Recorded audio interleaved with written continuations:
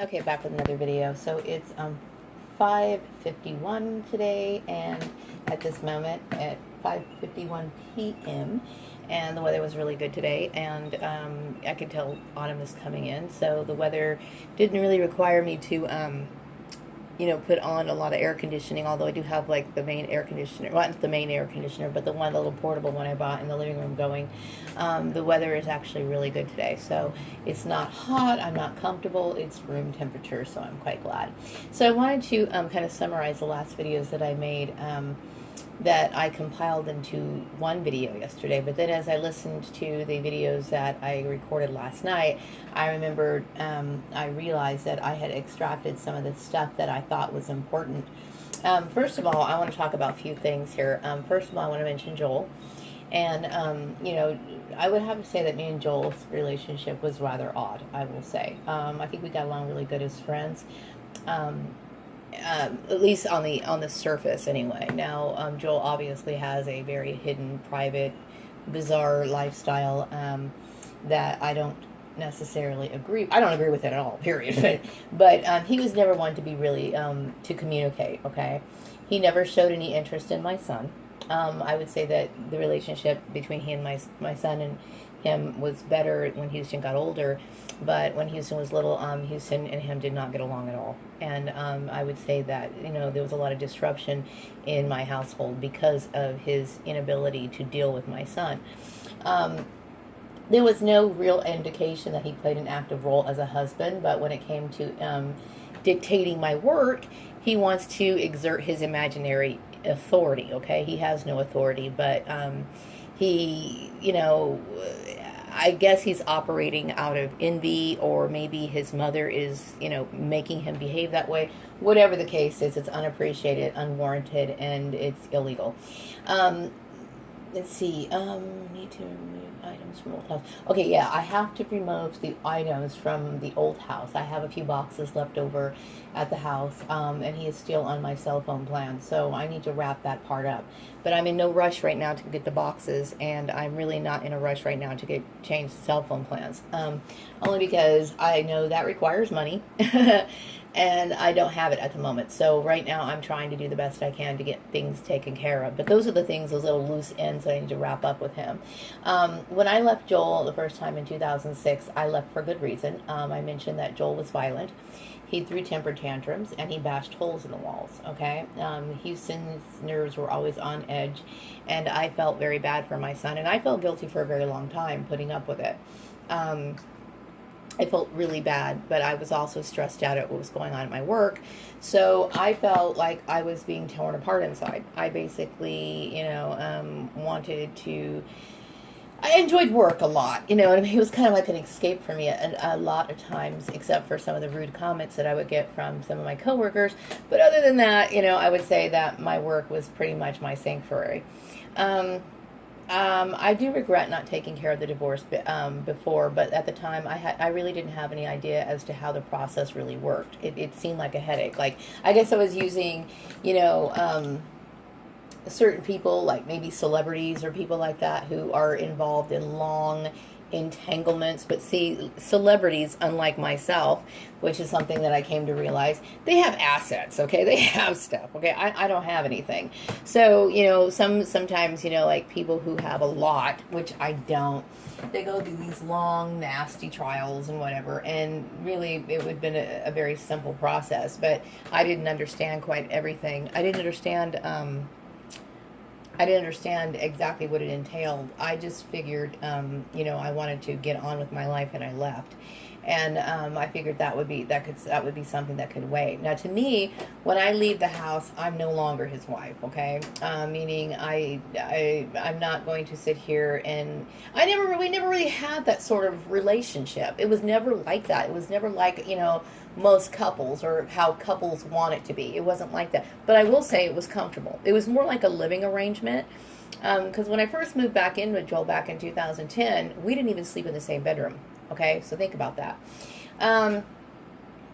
Oh, when he was the one. Okay, yeah, he was the one who wanted to reconnect when I came back in 2009. And before that, I had left, and I remember I was staying with my mother's for a while, and he would call my house, and he would send me text messages. Okay, so I kept thinking, why is he doing this? You know, I figured he just wanted to be friends. Okay, I was very naive, okay? Like, I'm the kind of person that I could still be friends with people after this sort of stuff happens. So I figured he was the same way, too. Maybe it was all some weird, I'm assuming that his family is one of those weird freaks that want to latch on forever. I'm assuming. Who knows? What the hell? It doesn't matter now. Okay, I would say that I was good to Joel. I would say because of the fact that, you know, after all of that and the very fact that he's still at the house and I'm the one who paid for the security deposit, all this other shit, I would say that I was pretty damn good to Joel. Okay, especially since when I lost my vehicle, I still took some money out and tried to make sure that he had a vehicle. Okay, and so I really feel as though his family is just one of those greedy families who just cannot get enough of taking from people. Okay, I do suspect that Joel and Steve Murray had a connection after the Christmas party of 2010. I can't be sure of that or not, but I do suspect that. I know, like I said in my last video, that I went to the Christmas party alone in 2009. Joel and I moved into a house in 2010, the same house he's living in now, and I brought him to the Christmas party, and after that, weird stuff started happening at work, okay? So I'm not exactly sure if him and Steve Murray were in cahoots, him and Steve Murray and his mom were in cahoots. I'm not exactly sure. I do believe that Callie was also probably involved, but who knows? I mean, I do know that Callie and the rest of those people are involved. I know that, okay? But my Steve Murray and the relationship with Joel, I'm not sure of, but I have my suspicions. I also suspect that the news station that I worked at many years ago also participated in this illegal action, because when I left Joel in 2007, that could explain one of the reasons why I kind of got shot down a lot, even though I passed accounting tests successfully, because that should have been no problem. Okay, also, I want to talk about Facebook people. Facebook people, intrusive and quick to cast judgment on me. I had no idea what was going on. The gossip should have never taken place since my blood relatives were involved. They had all the chances to clarify any issues if they had any misconceptions about me. I do recall telling my sister Lisa that I lied to Joel when I first met him, okay? And of course, you know, if it was an issue, she could have pulled me aside many times and said, well, you know, this, and this, and this, you know, she and I could have had a dialogue as well as the rest of my family. Nothing was ever said. Okay, so, yeah, of course I need more friends, but people such as myself, we also need to be very careful about who we come in contact and trust.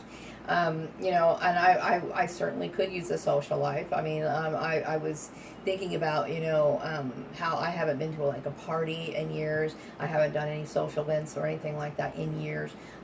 You know, just looking at my closet, you can tell that I have no social life. Okay, my clothes are either work related or casual skirts that I make from scrap fabrics or modified dresses that I got at their store or something along those lines. I have no party clothes like cocktail dresses and things to wear to gatherings of such, okay? So you can tell by my life, by just looking at my closet, I have no life. No social life whatsoever. Let's see here. So anyway, so this whole issue, I'm assuming about what was going on Facebook, has been going on for almost a decade, and nothing was ever said directly to me to even clarify the gossip. Okay, so I was basically being, you know, gossiped about, being treated like shit on Facebook, and nobody ever even took the time to ask me any questions directly relating to all of this bullshit that was going on Facebook. They were happy to believe what they wanted to believe, okay? So they wanted to start bullshit. Okay, so next issue, gullible employers, okay? Joel's family, I suspect, tried to erase my job history. What they were doing is basically telling my past employers not to give me references, that sort of thing. This is illegal, and it's completely wrong. Women need to be careful about employment matters. Arranged jobs from family members can be a trap. Many women allow their husbands to pay for their tuition and other career building tools. If these things happen, your soon-to-be ex may try to get away with illegal administrative shenanigans, okay?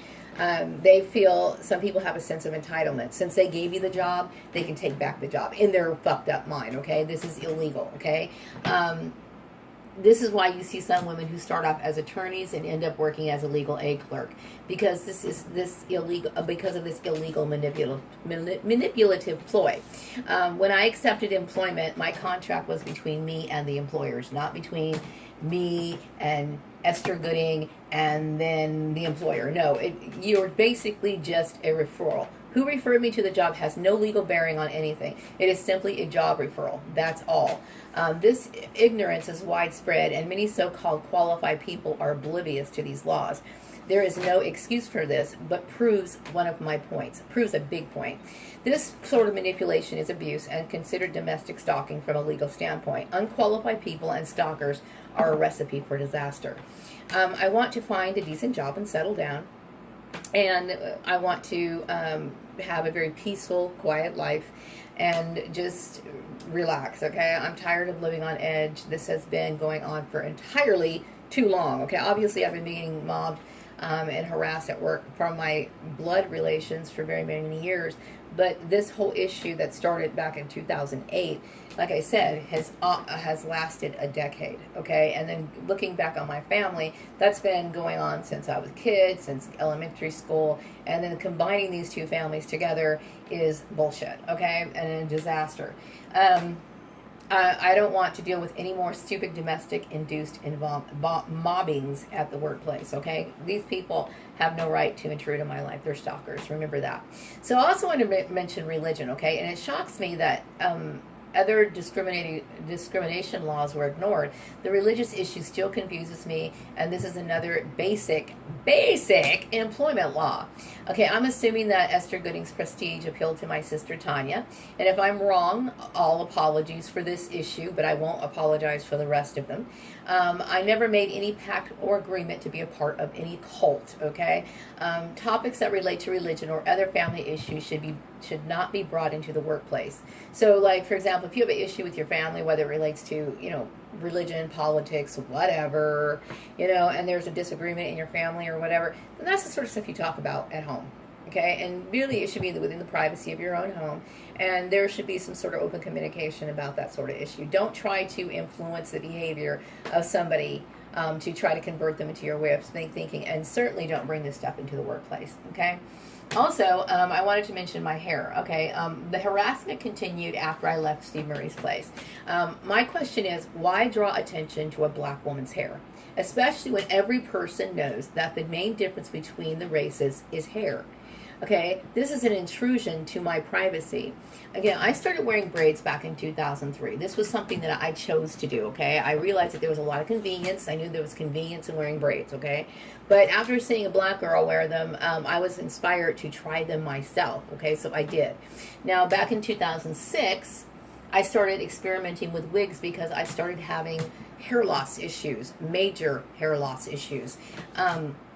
And so some of these ones that I tried were, some of the ones I tried were just purchased because I was inexperienced at the time, and they simply fit the circumference of my head, meaning I didn't have a whole lot of experience with, number one, how to do my real hair in the first place, and number two, what kind of textures of hair would actually match my hair. So I would go into like a lot of the wig shops and just buy something that fit, okay? And oftentimes I would switch them out sometimes in the middle of the week because I felt so uncomfortable, like this isn't right, okay, I gotta try something else, this isn't right. And luckily the wigs that we're buying were very inexpensive, so it wasn't like it was costing me a shitload of money. Some of the wigs were like anywhere from $14 to $20 or something like that, but it was something that I was experimenting with. And I will say that it was difficult for me because, like I said, a lot of the wigs that were available were like the real straight ones, or they were either way too long, or they just didn't really fit me, and I never felt comfortable with it, okay?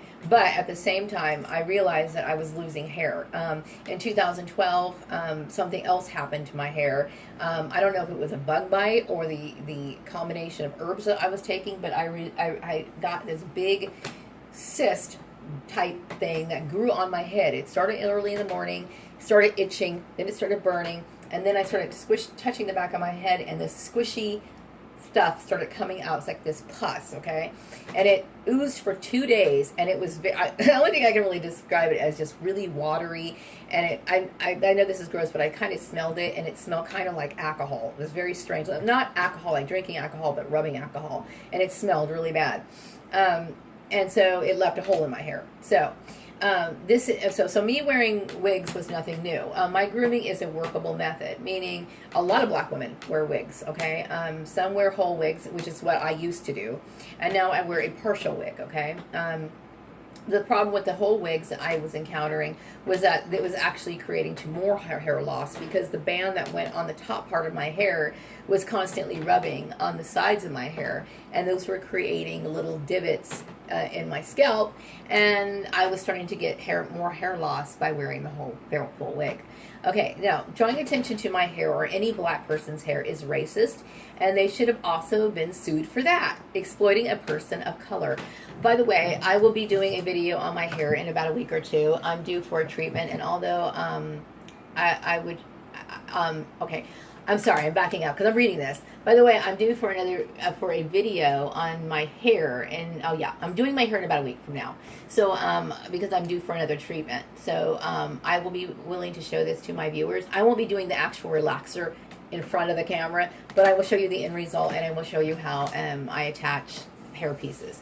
As for my perps, for more information on complexities of black hair, Google it, or even better, you can check out black hair tutorials. Don't bother me with questions in person, because you know it's rude and inappropriate. If you don't know, now you know. If you don't know it's rude to talk about black people's hair, now you know. Okay? There's a lot of black women who wear wigs, and it's very common for us to do that. There's a lot of pressure in the workplace about black hair. Some people come to work with afros. Some people, well, and they don't. Okay, that's just my point. A lot of them are not, you know, they look at you like, well, what did you do? How come you didn't comb your hair? I tried wearing my hair natural one time to work, okay, like really natural, and I was greeted with, why didn't you comb your hair? Bullshit. Anyway, but that's just how it is, okay? So I'm a black woman, get over it. Karen Johnson. Okay, Karen Johnson was extremely insensitive, okay? I never liked a lot of attention. I do recall her husband coming up to me and commenting on my shirt. It was just a shirt. It was like a really cool shirt. It was white, black, and green, had these weird stripes on it. Okay, nothing's wrong with that. But when people constantly walk by my office and stare at me on a daily basis, that becomes very nerve-wracking. Anyway, Rick, her husband, said that I wanted attention because I wore a bold printed shirt. He mentioned that Karen bought a red car because she likes the attention. Okay, what people don't realize is I buy clothes that suit my taste. Just like when any woman goes to the store. She goes to the store and she buys maybe, like a lot of white women, they look great in pink, okay? They look great in pink. I think they look good in soft blues. And of course they wear a different variety of other colors, okay? I like more fall and winter type colors. So I tend to gravitate towards anything like that, especially certain prints or whatever. And so I'm going to buy clothes that look good on me. Meaning, I don't care if they're in fashion. I'm going to look in the mirror, and when I say I like it, then I like it, okay? And so that suits my taste. I'm not asking for, you know, compliments, okay? But if people compliment me in a way like, oh, hey, I like your shirt, no big deal, okay? Thank you. Go on about it. But when you're sitting here slowing down, looking into my office, that creates anxiety in a person, and that's normal, okay? Karen didn't understand me, so she observed me like a specimen under a microscope to the point of dehumanization. It is not up to me. It's not me being a drama queen. It's simply a natural instinctive reaction to that sort of behavior being directed towards somebody. So I'm not sitting here trying to be making a big deal like, oh, just leave me alone, and then doing things that, you know, I'm not like that. I'm just one of those people. And it's natural. You see a lot of these targeted individuals who have nervous breakdowns because this sort of stuff is not natural. That's too much attention. Okay, you're making somebody ill. Okay, I often think of celebrities and how they get angry with their fans or the paparazzi. Now, celebrities should have known what they were getting into, but however, it becomes overwhelming for many, and many regret it. Like they regret being celebrities, okay? Also, I never asked for it. I'm just a woman who has to keep a job. After I left organized sports, why did they follow me and continue the harassment? I didn't deserve any of it. Nor did I ask for it, okay? This woman, Karen Johnson, has caused a lot of psychological problems. As for Steve Murray, I believe he had an issue with me for being good at my jobs, okay? That's a typical That's very typical with narcissistic people. And he owns a business, so him being evil and competitive against me or whatever is just playing out being an asshole. I was given duties that were outside my level of expertise, yet I performed them well. Yes, I should have been the general manager, basically. I should have been. Instead of proper acknowledgement, I was given more duties without acknowledgement. People came to me first before they came to the general manager. So now, I sent both Steve Murray and Karen Johnson text messages letting them know that they were completely wrong about this issue, and it's actually a scandal. I want to get back to work as soon as possible. I want to live a quiet, normal life, which is normal to me. I'm the sort of person that puts everything on hold until my life is in order. So going back to work is a priority over everything else. Okay, I'm a responsible person who has suffered unnecessarily for illegal and discriminatory reasons. I'm a woman alone, and I realize that. So now it's a time for me to move forward and leave this old life behind. Wrapping up this video. Be back with another one later.